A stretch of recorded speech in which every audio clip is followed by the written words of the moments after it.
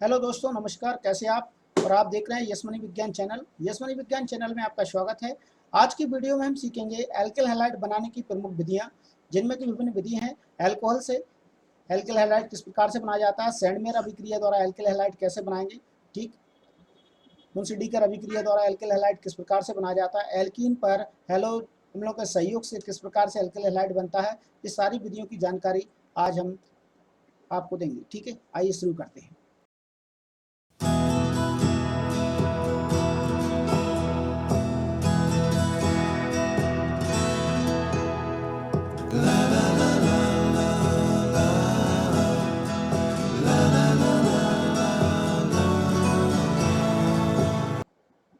यहाँ देखेंगे alkyl halide बनाने की प्रमुख विधियाँ। तो एल्किल हैलाइड बनाने की प्रमुख विधियाँ कौन कौन सी हैं, उनके बारे में जान लेते हैं और विस्तार से भी हम समझने का प्रयास करेंगे। एल्किल हैलाइड बनाने की प्रमुख विधियों में सबसे पहले हाइड्रोकार्बन से हम यह लेंगे। सबसे पहली विधि में लेंगे हाइड्रोकार्बन से एल्किल हैलाइड किस प्रकार बनाए जाते हैं। ठीक है, यहाँ मैं लिख देता हूँ पहले।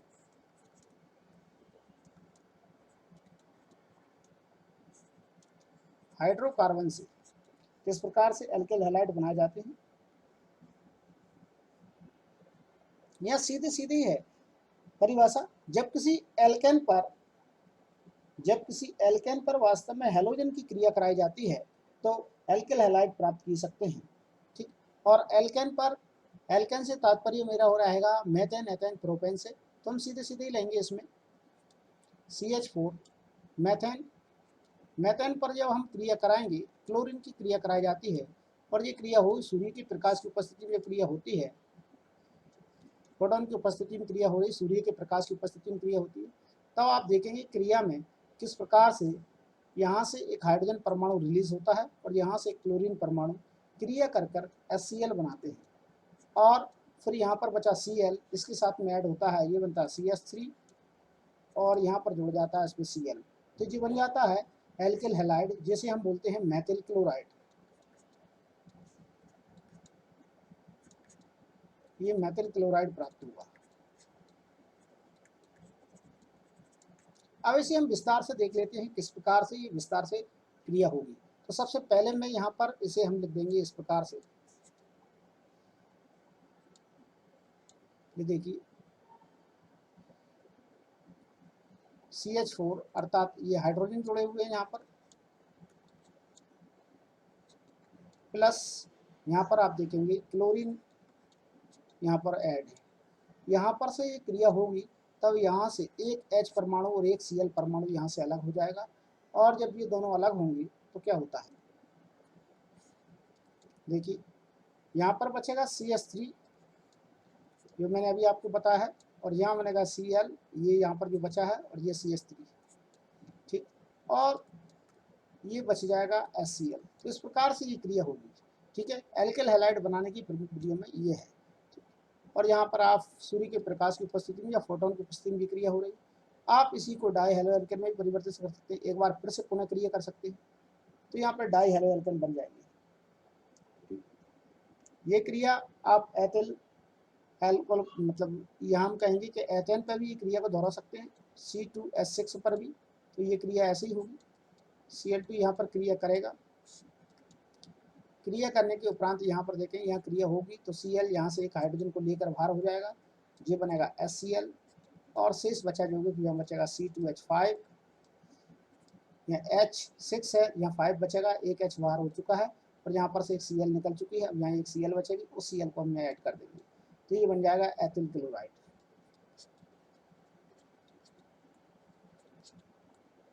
ये कहलाएगा एथिल क्लोराइड। अब दूसरी अभिक्रिया देख लेते हैं इसी की। चलिए, क्रिया है हुंस-डीकर अभिक्रिया।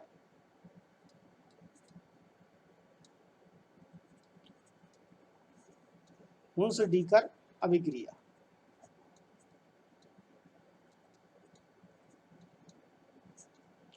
हुंस-डीकर अभिक्रिया में होता क्या है, हुंस-डीकर अभिक्रिया में लिए जाते हैं कार्बोक्सिलिक अम्ल के सिल्वर लवण। क्या लिए जाएंगे, कार्बोक्सिलिक अम्ल के सिल्वर लवण पर क्रिया होगी।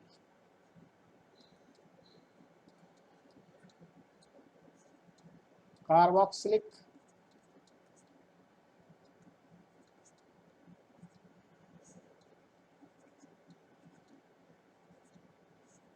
अम्ल के सिल्वर लवण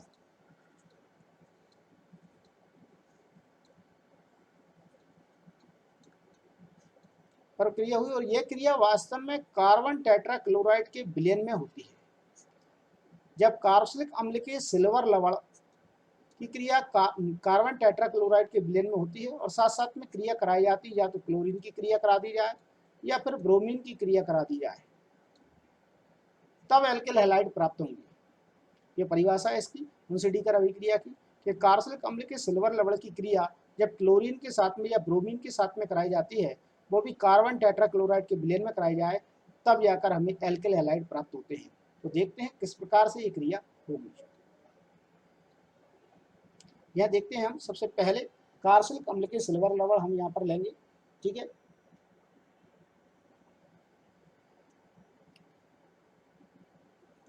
यहाँ है CH3 COO, ये हो जाएगा Ag। ये कार्बोक्सिलिक अम्ल का सिल्वर लवण है। इस पर क्रिया कराना है हमें। यदि हम सोचें कि क्लोरीन की क्रिया कराएंगे, क्लोरीन की क्रिया यहाँ पर हम कराएं और कार्बन टेट्राक्लोराइड की उपस्थिति में क्रिया होगी, कार्बन टेट्राक्लोराइड की उपस्थिति में क्रिया होगी, तब आप देखेंगे कि यहाँ से ये एक Ag और यहाँ से एक Cl, ये दोनों बाहर हो जाएंगे। ये इस प्रकार से AgCl यहाँ से बाहर हो जाएगा, ठीक है। और यहाँ से ये कार्बन डाइऑक्साइड दिख रहा है, ये कार्बन डाइऑक्साइड बाहर हो जाएगी और साथ साथ में बचा हुआ यौगिक जो आपको दिखाई देगा यह CH3 है और एक Cl यहाँ से मिलेगा आपको, तो ये Cl हम ले लेंगे, तो तब जाकर बनेगा CH3 Cl, ठीक। तो इस प्रकार से ये बन जाएगा एल्किल हैलाइड। यहाँ पर आपको ये दिखाई दे रहा है, ये सिल्वर एल्किल हैलाइड बन चुका है। अब क्रिया को मैं डिस्क्रिप्शन में आपको समझा देता हूँ किस प्रकार से क्रिया हो रही है, तो हम उस क्रिया को देख लेते हैं, इसका विस्तृत रूप हम जान लेते हैं किस प्रकार से क्रिया हुई होगी। चलिए, तो सबसे पहले मैं आपके सामने इस प्रकार से CH3 को लिखूंगा,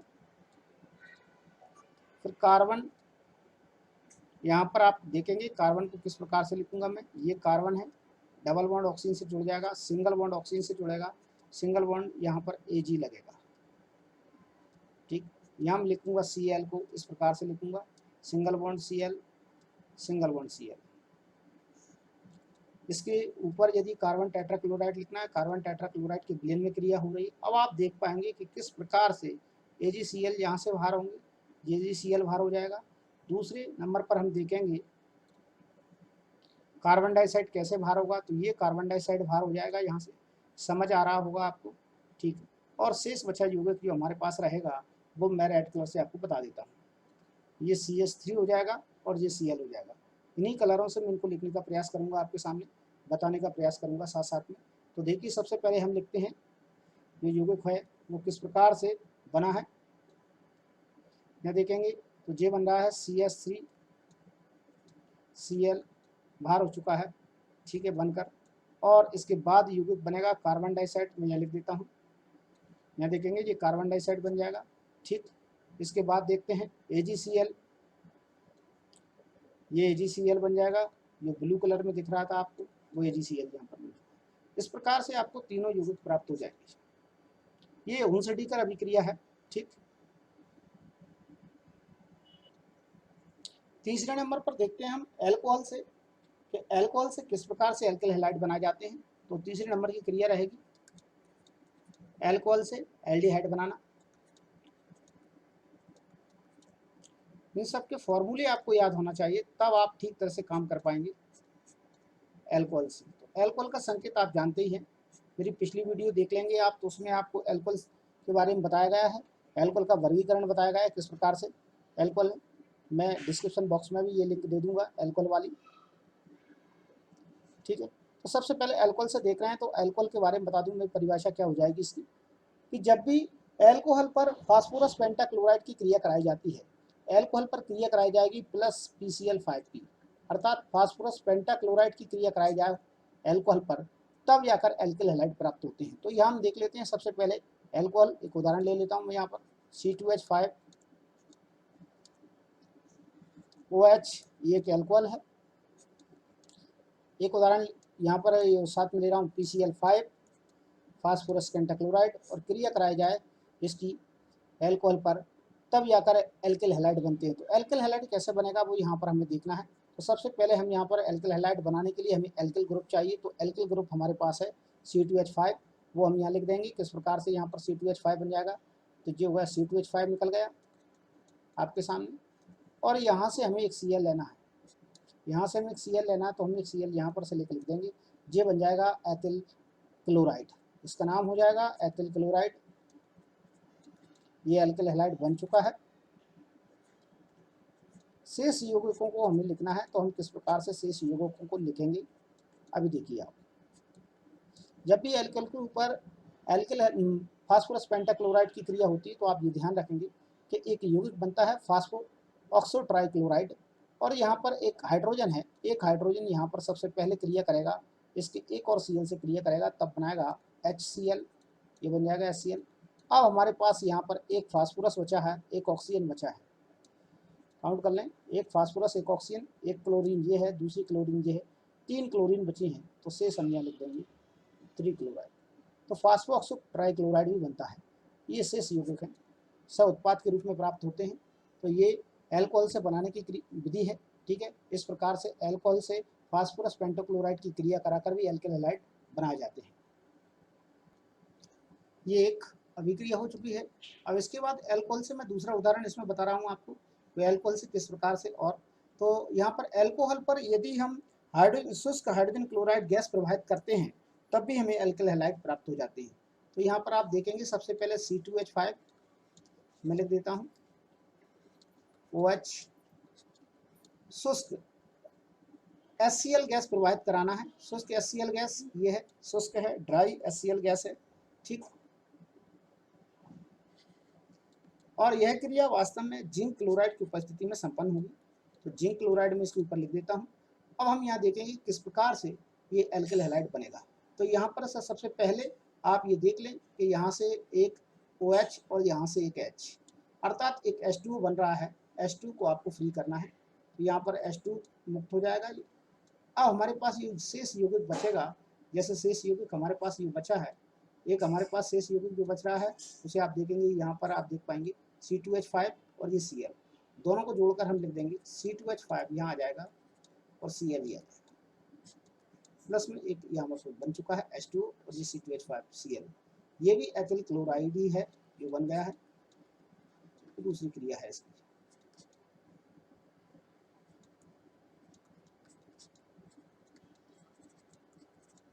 ये एथिल क्लोराइड है। इसी प्रकार से आप यदि चाहें तो एल्किल हैलाइड पर, सॉरी एल्कोहल पर ट्राइक्लोराइड की क्रिया करा दें फास्फोरस पर, तो भी हमें एल्किल हैलाइड प्राप्त हो जाएंगे। यहाँ से आप देख पाएंगे C2H5 OH और फास्फोरस ट्राइक्लोराइड की क्रिया कराएंगे हम, तब भी हमें एल्किल हैलाइड प्राप्त होंगे। यहाँ पर आप देख पाएंगे।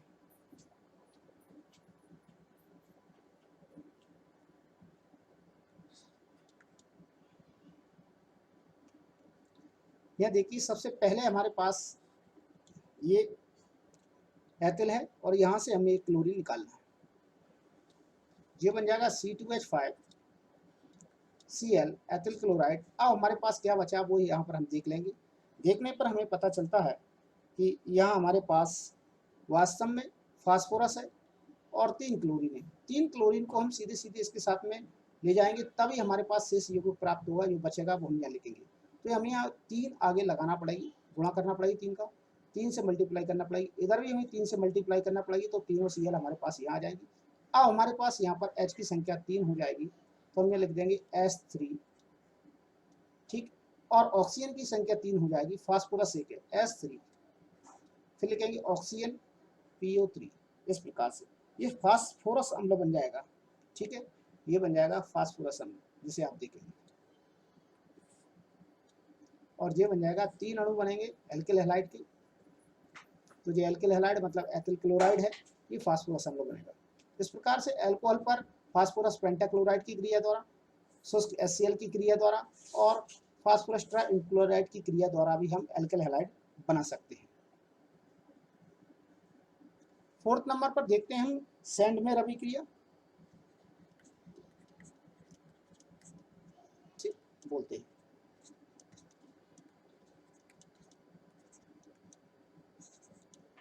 सैंडमेयर अभिक्रिया को देख लेते हैं। तो सैंडमेयर अभिक्रिया के बारे में, डायज़ोनियम लवण पर यदि क्यूप्रस क्लोराइड या क्यूप्रस ब्रोमाइड की क्रिया की जाए, डायज़ोनियम, ठीक है ना, डायज़ोनियम लवण पर यदि हम क्रिया कराएंगे, या तो क्यूप्रस क्लोराइड की क्रिया करा दें या क्यूप्रस ब्रोमाइड की क्रिया करा दें।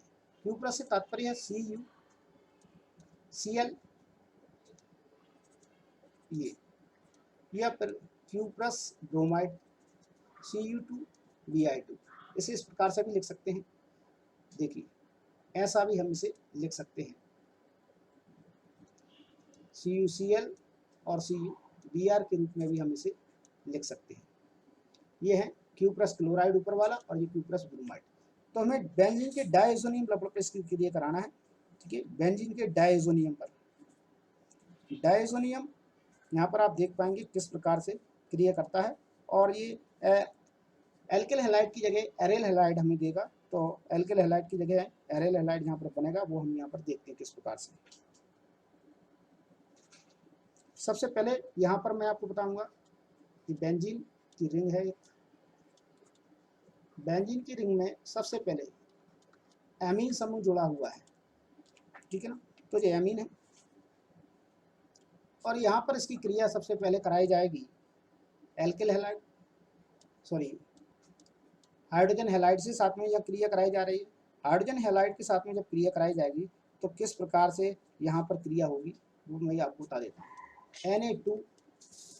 NaNO2 सोडियम नाइट्राइड के साथ में यह क्रिया होगी। क्रिया होने पर क्या बनेगा, यहाँ पर बेंजीन डाइएज़ोनियम हैलाइड बनेगा। तो यहाँ आप देख पाएंगे किस प्रकार से यहाँ पर क्रिया होगी।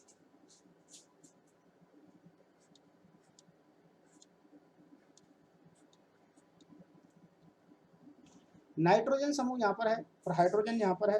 हाइड्रोजन के साथ साथ में यहाँ पर आपको पता चला होगा ये ऑक्सीजन भी यहाँ पर मौजूद है, ठीक। और एक हाइड्रोजन हमारे पास यहाँ मौजूद है। तो हाइड्रोजन की संख्या यहाँ पर आप देख पाएंगे कितनी, वही हाइड्रोजन की संख्या यहाँ पर हो जाएगी 2, 3 हो जाएगी। यहाँ पर मैं 2 से मल्टीप्लाई करूंगा, ऐसे गुणा करूंगा, ठीक है। अब बेंजीन की रिंग में मैं यहाँ पर जोड़ूंगा सबसे पहले नाइट्रोजन, और नाइट्रोजन की संख्या होगी 2, ठीक है। और यहाँ पर लग जाएगा एक प्लस, ठीक, और यह बनेगा एक एक्स। एक्स से तात्पर्य कोई भी हैलोजन परमाणु है जो यहाँ पर जुड़ा हुआ है। डायज़ोनियम लवण इसलिए कहा जाता है इसे। और डायज़ोनियम लवण का सूत्र मैं अभी आपको बताऊंगा, तब आपको ये बात समझ में आ जाएगी। तो ये डायज़ोनियम लवण बना है। अब बैलेंसिंग पूरी करने के लिए हम देख लेते हैं किस प्रकार से संख्या यहाँ पर पूरी होगी। यहाँ पर देखिए हाइड्रोजन की संख्या आपको 2 दिखाई दे रही है, यहाँ भी हाइड्रोजन की संख्या 2 है। इस प्रकार से हाइड्रोजन की संख्या 2 हो गई है, यहाँ पर 2 हो गई। तो ऑक्सीजन की संख्या कितनी है यहाँ पर 2, और 2 दूनी 4। यहाँ आप देख पाएंगे कि 4 हाइड्रोजन 2 ऑक्सीजन को लेकर भार हो जाएंगी, जल का अणु बन जाएगा। शेष बचेगा सोडियम, सोडियम बचेगा। तो सोडियम 1 क्लोरीन को लेकर भार हो जाएगा, या 1 हैलोजन परमाणु को लेकर भार हो जाएगा। यहाँ वैलेंसी पर हमें ध्यान देना है। तो मैं आपको वैलेंसी के बारे में बता दूं सबसे पहले। यहाँ 2 हाइड्रोजन है, ठीक, यहाँ एक ही हाइड्रोजन है, 2 और 1 3, और हमारे पास यहाँ पर टोटल 4 हाइड्रोजन हो चुकी हैं। तो मुझे यहाँ पर 2 ऐड करना ही पड़ेगा। तो यहाँ पर मैं 2 ऐड कर रहा हूँ, 2 से मल्टीप्लाई कर रहा हूँ, तो हमारे पास 2 हाइड्रोजन हो जाएंगे, 2 एक्स हो जाएंगे। एक्स का मतलब कोई भी हैलोजन समूह है। एक्स से तात्पर्य मैं पहले ही बता चुका हूँ, कोई भी हैलोजन समूह है। फर्स्ट वीडियो में आपको बता चुका हूँ, तो वो आप वहाँ से भी देख सकते हो। Br Cl हो सकता है या Br हो सकता है। यहाँ नाइट्रोजन की संख्या आप देख पाएंगे, तो नाइट्रोजन हमारे पास 1 है, तो नाइट्रोजन यहाँ है, ये हो गई है नाइट्रोजन की संख्या 2। तो एक नाइट्रोजन और एक नाइट्रोजन की संख्या 2 हो जाएंगी। देखिए एक नाइट्रोजन ये हमारे पास यहाँ पर देखिए, और एक नाइट्रोजन देखिए। तो यहाँ पर इस प्रकार से नाइट्रोजन की संख्या 2 कंप्लीट हो चुकी है, कोई दिक्कत नहीं है। ऑक्सीजन की संख्या हमारे पास 2 है, तो ऑक्सीजन की संख्या हमारे पास यहाँ 2 ऑलरेडी हो चुकी है, जल के रूप में यहाँ से बाहर निकल चुके हैं, ठीक। अब हमारे पास संख्या कंप्लीट है। एक एक्स, यहाँ पर 2 एक्स है, तो एक एक्स हमारा Na के साथ में भार हो गया। एक्स से तात्पर्य कोई हैलोजन परमाणु, ये सोडियम के साथ में भार हो जाएगा। तो ये हमारे पास बन जाएगा बेंजीन का डायज़ोनियम लवण। बेंजीन का डायज़ोनियम लवण को आप डिस्क्रिप्शन में देखना चाहते, मतलब विस्तृत रूप से देखना चाहती हूँ, मैं भी आपको इसकी विस्तार से स्ट्रक्चर बताऊंगा, तब आप देख लेंगे।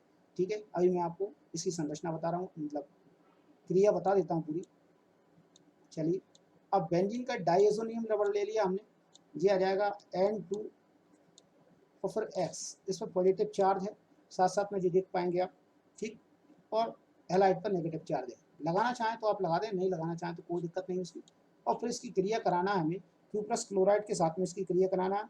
तो किस प्रकार से क्यू प्लस क्लोराइड के साथ में इसकी क्रिया होगी वो आप देख लीजिए, ठीक है, CuCl इस प्रकार से। अब यहाँ हम देखेंगे कि हमें बनाना है हेलाइड, तो हेलाइड बनेंगे एरेल हेलाइड, ठीक ना। तो एरेल हेलाइड बनेंगे, यहाँ से क्लोरीन निकल कर यहाँ को जोड़ना है हमें सिर्फ, ठीक है, यहाँ पर क्लोरीन निकाल कर सिर्फ यहाँ पर जोड़ना है, बस इतना बार हमें करना है, ठीक है, तो यहाँ जुड़ जाएगा। ये बेंजीन की रिंग बन चुकी है, बेंजीन की रिंग में यहाँ आपको क्लोरीन ऐड करना है, ये क्लोरीन हमने यहाँ जोड़ दिया है। अब हमारे पास क्या बचा है वो शेष यौगिक हम यहाँ पर देख लेते हैं। एक तो हमारे पास नाइट्रोजन बचा है, N2 के रूप में यहाँ से फ्री हुआ है, ये नाइट्रोजन ये बचा है, एक X यहाँ पर है और एक Cl यहाँ पर है। अब हमारे पास क्या बचा, यहाँ से Cl निकल चुका है, हमारे पास Cl ही मैं बाहर निकाल रहा हूँ, ठीक। ये क्रिया कंप्लीट हो चुकी है और यहाँ पर ये यौगिक बना है एरेल हैलाइड बन चुका है। ये भी एल्किल हैलाइड का ये ग्रुप है, लेकिन एरेल हैलाइड है, ये चक्रीय यौगिक है और इसका नाम है बेंजिल क्लोरो, ठीक है ना, क्लोरोबेंजीन इसका नाम है, सीधे सीधे।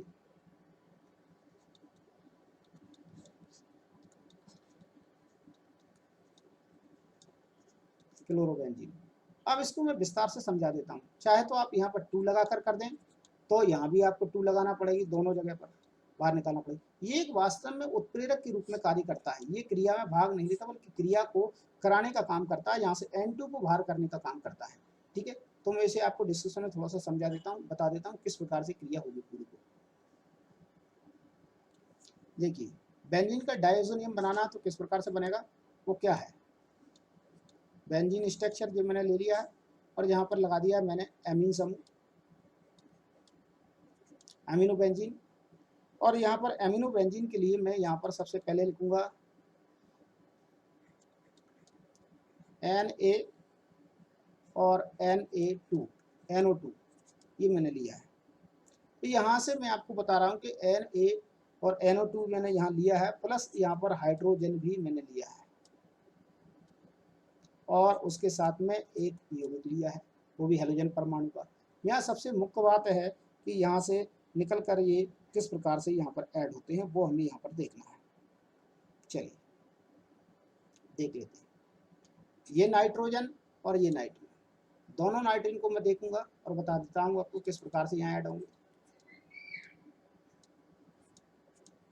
ये देखिए, सिंगल बॉन्ड से नाइट्रोजन जुड़ा है, फिर यहाँ डबल बॉन्ड से जुड़ा है, ठीक, यहाँ 3 बॉन्ड हो गए हैं, यहाँ नाइट्रोजन जुड़ा है, यहाँ सिंगल बॉन्ड से आप देखोगे Cl जुड़ा हुआ है, ये Cl यहाँ पर था वो यहाँ जुड़ जाएगा। अब हमारे पास संख्या बची है वो हम यह देख लेते हैं किस प्रकार से संख्या यहाँ पर शेष रह गई थी, वो संख्या हमारे पास कैसे पूरी होगी। 2 हाइड्रोजन हमारे पास शेष हैं, एक ये है, तो यहाँ पर मैं 2 से मल्टीप्लाई करूँगा तो हमारे पास संख्या कितनी हो जाएगी, 2H ये है और 2H ये है, तो संख्या हो जाएगी यहाँ पर आप देख पाएंगे 2H2 बाहर हो जाएगी संख्या। और यहाँ पर एक Cl यहाँ पर बचा है, वो Na के साथ में जाएगा तो वो बना लेगा NaCl। ये सैंडमेयर अभिक्रिया चल रही है, ठीक है, और सैंडमेयर अभिक्रिया के बाद मैंने डाइएज़ोनियम यहाँ पर बना है। तो डाइएज़ोनियम के लिए लवण, जो डाइएज़ोनियम लवण है, डबल बॉन्ड से यहाँ पर जुड़ा हुआ है, सिंगल बॉन्ड Cl जुड़ा हुआ, और यहाँ पर मैं बेंजीन की रिंग बना रहा हूँ। देखिए ये किसकी उपस्थिति में काम करता है, Cl2 की उपस्थिति में काम करेगा और यहाँ से ये नाइट्रोजन को बाहर कर देगा।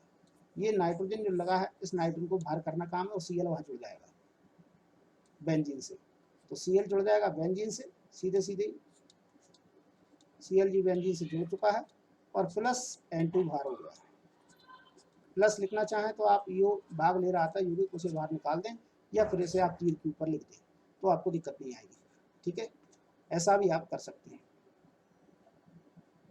ये थी सैंडमेयर अभिक्रिया, ठीक। अब आगे हम देख लेते हैं, इस पे एल्कीन पर योग देखेंगे, ठीक है, हैलाइड का योग